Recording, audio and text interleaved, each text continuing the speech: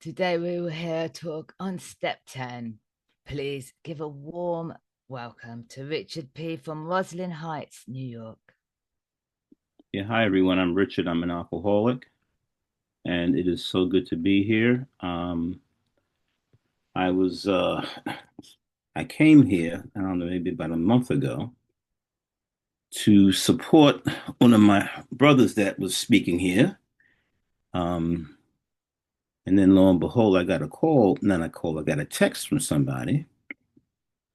I was informed that my name had been given out to share at this meeting. So here I is, as they would say. Okay. So yeah, my name is Richard. I'm an alcoholic. My home group is and I think, yeah, Dell. Hey, Dell. My home group is the 311 group, where we focus on steps 3 and 11. And that group started, when the pandemic started. So it's a little bit over 5 years old. It's great. Um, so it's interesting. I was reading the step and doing some, I don't know if you want to call it study, but I was looking at the the first word in the step, and it says continued, right? Continue to take personal inventory. So it's not like it's saying take personal inventory. It's like that's not this the first time, you know. And I was just thinking to myself, so you know something? You started taking inventory when you first came into the fellowship, you know. I knew that I had a problem with alcohol when I got here and some other things when I got here. But that second part of the first step, which talks about unmanageability, I would probably say as my first time was really doing some self inventory of, you know, my life. And if you get paid on Thursday and Friday morning, you don't have money to get to work, there's a problem. Um, and and I saw that. Or if you come in on a night or in the morning and you have no idea where you parked your car, I think that's a problem also. Or if you just don't, so there were a lot of things that I had to, to look at in regards to my drinking. And I guess that was my first time of truly, taking some inventory, because I was the person that came in that really just thought alcohol was my problem, some other things, and that was really it. I'm gonna back. My sobriety date is March 2nd, 1987, and from that day I haven't had a reason to pick up a drink. Um, and I guess the second time of doing some, some tangible type of inventories when I started on my fourth step and did my fourth step. Where I sat down. Actually, at that particular point, I had been going to a lot of course, step meetings and big book meetings, and remember going to my first Joe and Charlie conference that we had out here in at Hofstra, and started working on my fourth. That's second time I'm doing some inventory.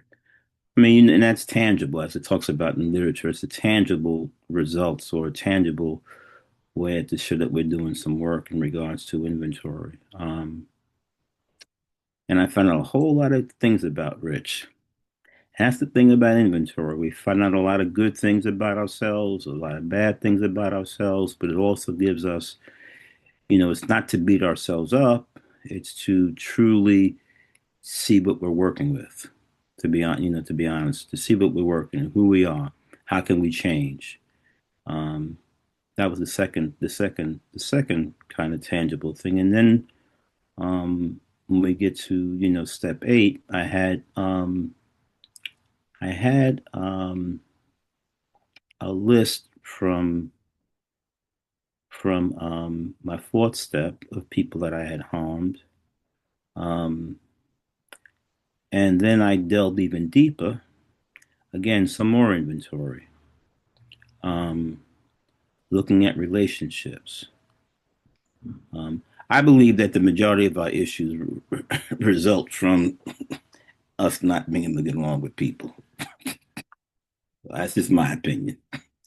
And it talks about that a lot in literature about just personal relationships. But anyway, so yeah, so I got a chance to see, even in my eighth step and putting some more people on my list, um, where my wrongs were, um, yeah, how I'd harm people.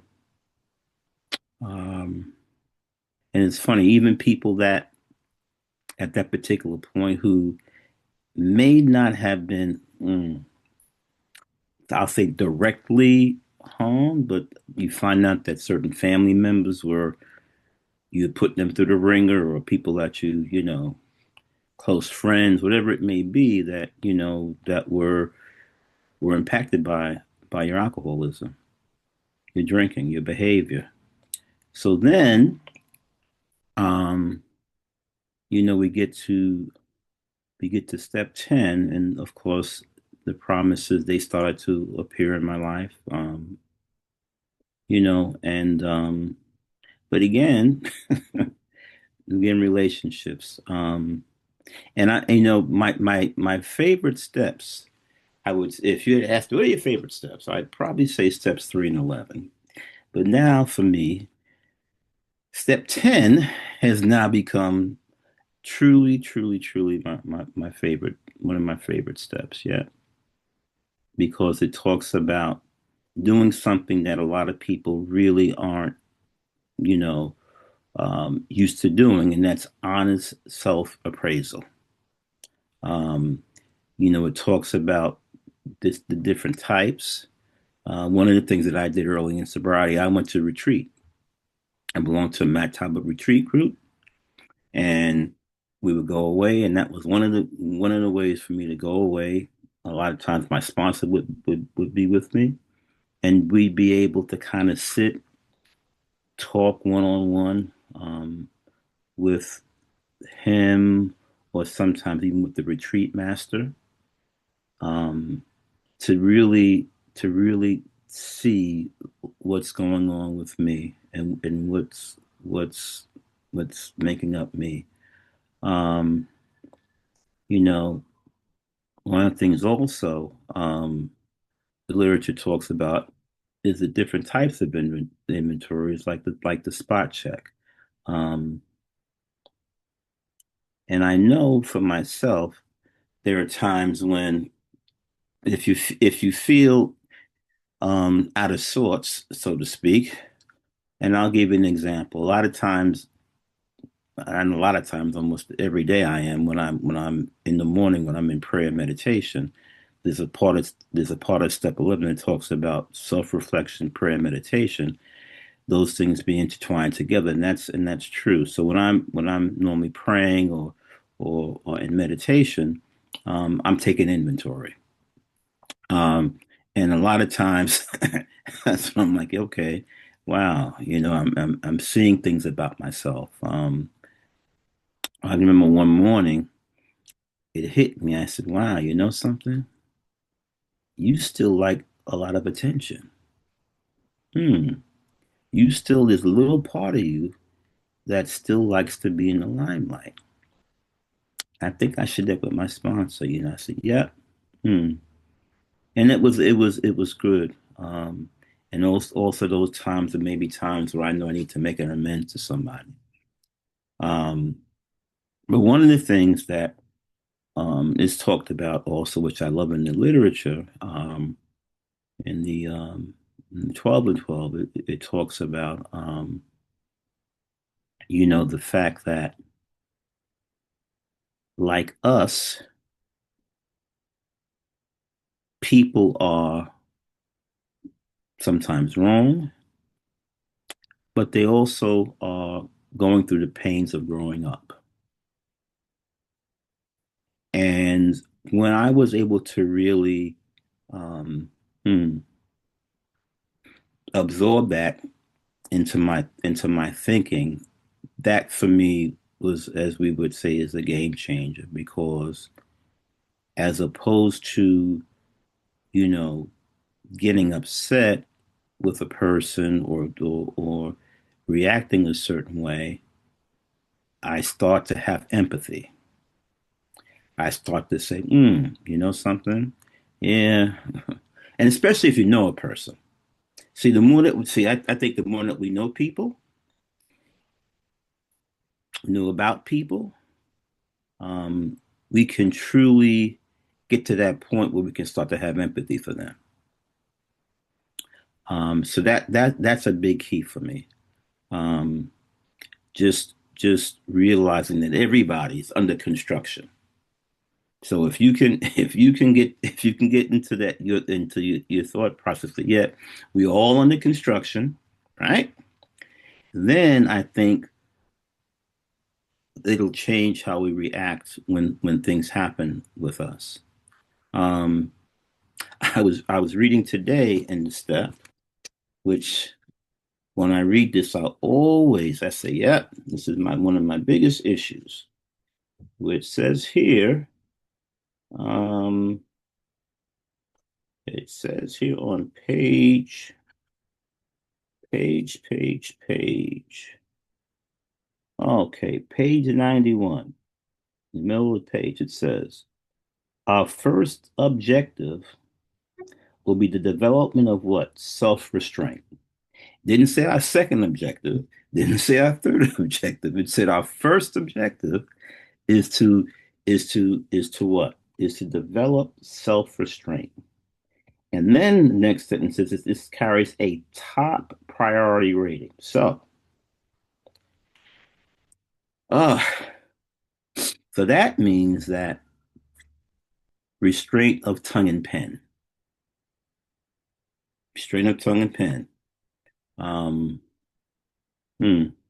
And I've talked to my sponsor about this too, because we have tension. I know I have tension sometimes when I know I shouldn't say something, but I still go ahead and say it. And I feel that tension. I'll give you an example, and I hope my wife doesn't hear me, but anyway, so um, I was I hadn't been feeling I was didn't feel too well last week. Um, and she was asking me some questions about me going to urgent care. And she just kept asking me the questions, like almost like grilling me. So anyway, and Halt was in play there too, right? Halt was in play. Besides being not feeling too well. And what did I do? I I responded. I shouldn't say I responded, I reacted in the wrong way. And it wasn't pretty. Uh, and of course, what happens, then you sit back and you realize, wow, something, that's not good.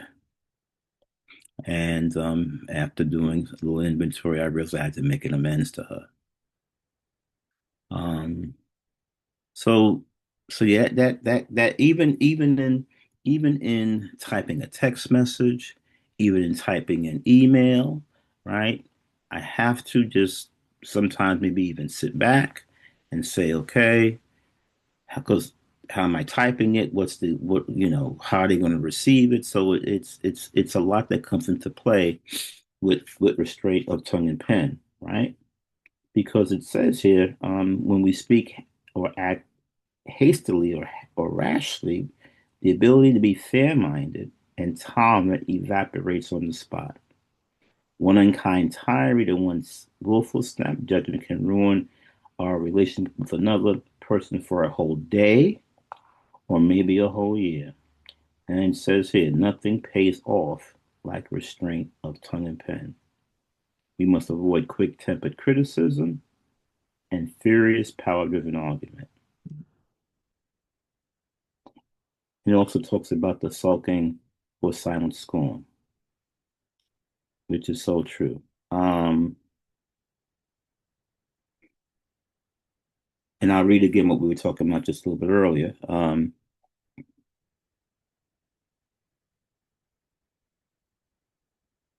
Okay. Yeah. But anyway, I'm not going to do that. But so that's the key of for me. I think also what's important with working this step is sponsorship. Because if your sponsor knows you, um, and you have a relationship with them, a couple of things can happen. Um, when talking about maybe something that transpired, you may have the mm, you may be the type of person that maybe wants to beat yourself up. Oh, I did this again, or I did that again, or I said that again, right? And I think it's important for there to be some temperance where at least your sponsor may come into you and say, you know something? Yeah, well, you had this situation before and you handle it in this manner. So yeah, you're getting better, you know. So let's not beat yourself up. Let's look at the good things that you did in this particular situation.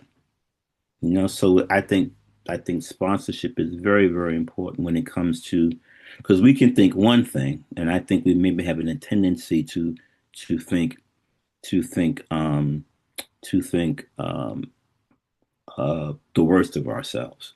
Um, did anybody read today's daily reflection? Well, I raised my hand. I read it. Okay, so and of course it's the 10th month. So and the title today is the 15th. So the title is My Checklist, Not Yours. And I hope we can identify with this. It says here, gossip Bob with our anger a major, I'm sorry, gossip Bob with our anger, a polite form of murder by character assassination, has its satisfaction for us too. Here we are not trying to help those we criticize, we are trying to proclaim our own righteousness. Wow. And I read that this morning. I said, well, I can identify with that also. You know, with at times, first of all, we shouldn't gossip because that's kind of not a good thing. But but there have been times when, you know, I could be talking to somebody and looking at the faults of another person, and in actuality, what I'm doing is what the actual reading says. I'm trying to build myself up. Um, I remember when my brother was living, I would sometimes do that with my mom. They both are deceased now, you know, my older brother. I would sometimes, you know, he would do some wild stuff. So, you know, so I would say, Mom, yeah, you know. But really, what I was doing is if I think about it, I was doing exactly that. So I just read the end of it. Sometimes I don't realize that I gossiped about someone until the end of the day. And I take an inventory of that day's activities, and then my gossiping appears like a blemish in my beautiful day. Mm. How could I have said something like that? Gossip shows its ugly head during a coffee break or lunch with business associates, or I may gossip during the evening when I'm tired from the day's activities and feel justified in bolstering my ego at the expense of someone else. Yeah,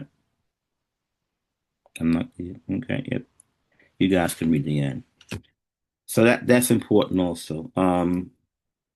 For me, step 10 is really like a reworking of steps 4 through 9. Um, you know, it talks about that in the big book. Um, I love, you know, page 84.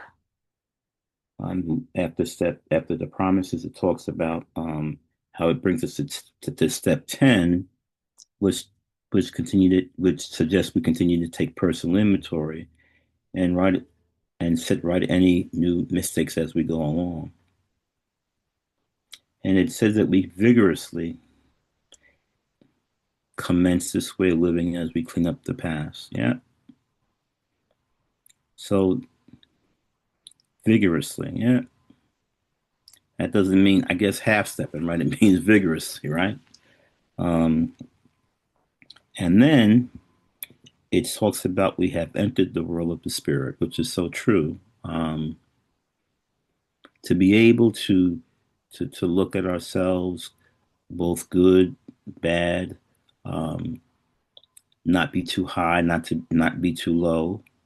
Um, Truly have a willingness to repair some damages, and own up to our own end of the bargain, or clean up our own side of the street is a is I guess we're putting on our big boy and big girl pants, right? Yes, we are. Yeah. So, but our next function is to grow in understanding and effectiveness. So, and that's truly for me, really getting out of myself, really, um, again, having empathy, um, you know, looking at what part I played in any situation, um, having the willingness to make amends. Yep, when the fault was is mine. And I tell you this, sometimes we may have to make amends, and the fault may not be ours, just to save peace, just to keep peace. I've done that before. Maybe I don't know anybody else. I see any other hands raised. That's okay. I've done it before. So just to keep peace. Yeah. Now, what the what the next sentence states is really important, and it goes back for me to sponsorship. It says this is not an overnight matter.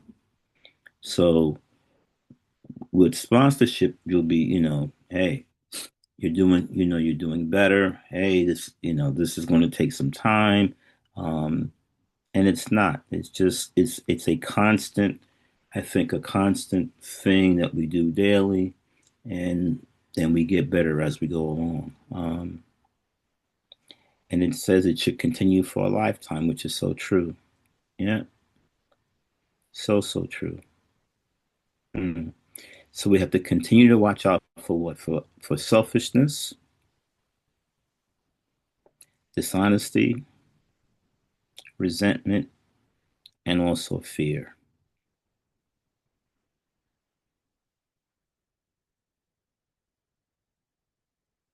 And this morning during my meditation and doing some reading, I was saying, and I'm not going to say if it was fear, but a little bit of anxiety about something that I'm dealing with, a couple of things in my life. And I said to myself, well, I said, God, you take it. I'm not dealing with it anymore. Um, yeah, but watch out for selfishness, dishonesty, resentment, and fear. Yeah, when these crop up, we ask God to remove them once. Yes, we do. Then we discuss them immediately with someone immediately, and we have to make amends quickly if we have harmed anyone, and that's so important because what again, if we want to somehow restore the relationship, you know, that's very very important. Yeah, like it says in the book, I've heard people. I'm quite sure we know people who, because of what was said or what might have been done, you know, they're not talking. Family members. I my brother passed away 7 years ago, and it kind of, mm, it, I sometimes don't understand. I hear people say, I haven't talked to my sibling in 10 years or 15 years. So, wow, like what could have happened in that relationship that two people wouldn't talk for 10 years, brother siblings and things of that nature, brothers and sisters.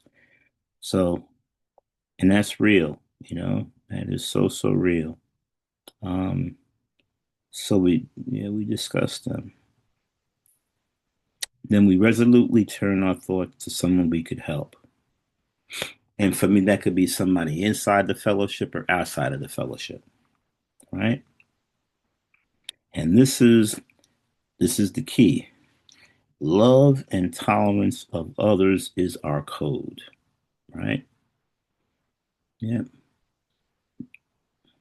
And and it's funny, that's the word that we throw around a lot, right? I love you, you, hey, love you, hey, I love you. But but thank you. So I talked that long, my God.